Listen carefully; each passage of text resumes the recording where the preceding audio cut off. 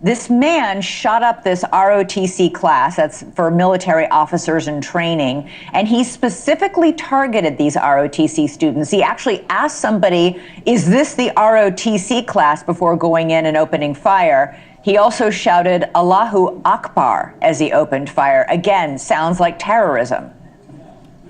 Absolutely, and we've seen this before. This individual, I'm sure the investigation will bear this out, was probably inspired. We don't know what he was inspired by. There's a host of maligned actors out there that he could be. Obviously comes to mind with the incident that happened just a few days ago at Gracie Mansion in New York City.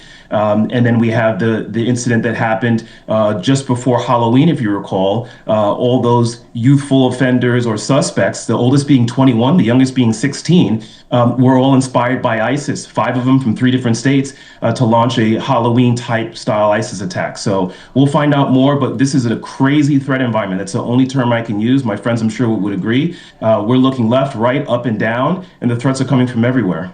Raymond, this suspect, he first shot the teacher as he broke into the class. Then he fired on the students. And this is really incredible. The students fought back. In fact, the students, are the ones who subdued him. One of those students happened to have a knife, and the FBI said they killed him. Yeah, that's pretty remarkable to me that they were able to do this. When you look at this offender, I'm sure that people that are close to him or around him, that there was some leakage through his friends, coworkers, if he was working, or even his family members. And not that leakage is a direct threat. It's more grievance-driven rhetoric that escalates over time. And the 2 things that are really important in these type of attacks in both Michigan and Old Dominion is access and time. When they have access and time, if you can disrupt one of those 2 things, which happened in both instances today, the attack itself usually falls apart. Yeah, but Tim, this suspect, Mohammed Jallow, this wasn't a new sort of thing. He served time in prison for planning an ISIS-inspired terrorist attack. He started serving prison time in 2017. He was a naturalized citizen who was born in Sierra Leone, but he became radicalized many, many years ago. Why wasn't he on some sort of terror watch list given his history?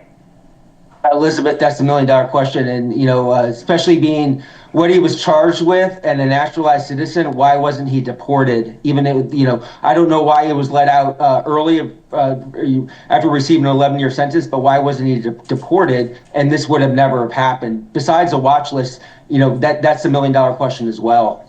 Yeah, Danelle, both these attacks mirror ICE tactics in the past, using vehicles to crash into buildings to gain entrance, using firearms to then kill. There's a pattern here, and we have now had 4 attacks of some kind, at least, since the war in Iran began. The first was that shooting in Austin, Texas, by that man wearing an Iranian flag T-shirt and shouting Allahu Akbar.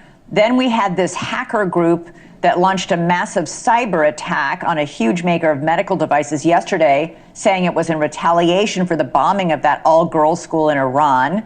And now these 2 attacks today, one by a man who'd been radicalized by ISIS, the other on a prominent Jewish school and synagogue. Are we going to be seeing more of these as the war continues? Yeah, I hate to pile on that, but once again, we mentioned the Mamdani case, or at least the Gracie Mansion case, in which individuals it's who not clear that had to do with the war in Iran, or any of these had to do with the war in Iran for that matter. But you're right; those 2 teenagers were also radicalized by ISIS, according to what they told police. And here's the point. So when you talk about the pathways of radicalization and mobilization of violence, there's a whole lot of ways these individuals can do this. There are individuals out there who couldn't pick Iran out on a map, right? But they're anti-Semitic, they're anti-Israeli, and they're being mobilized online to act out in violence.